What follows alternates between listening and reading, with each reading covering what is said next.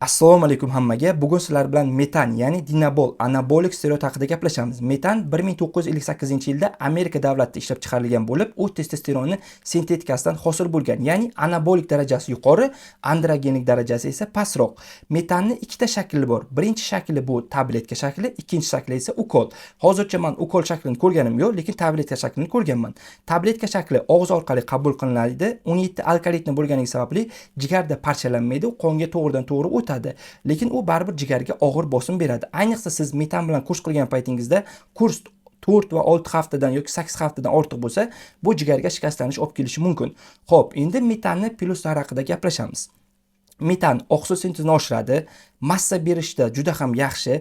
Ko'pchilik sportchilar kursning 6 va 8 haftalarida 5 kilogramdan 10 kilogramgacha massa yig'ishgan, lekin bu toza quruq massa emas, ko'pi suv va glikogen bo'ladi. Masalan, quruq massa 2-3 kilogram bo'lishi mumkin.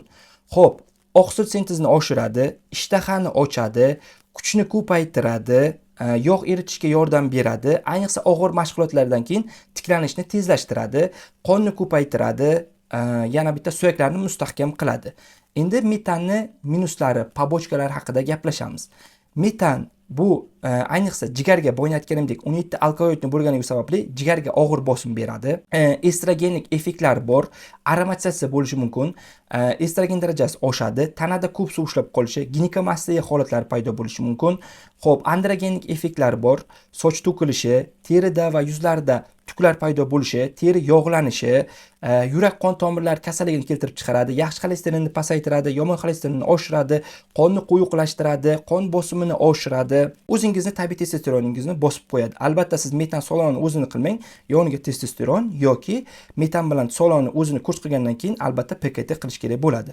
Endi metanni dozasi va qancha vaqt kurs qilish kerak bo'ladi. Boshlovchilar uchun kunlik dozasi 15-30 milligramdan bo'ladi. 2 ga 3 ga bo'lib ichish kerak bo'ladi, chunki metanning yarim chiqish vaqti 3-6 soat.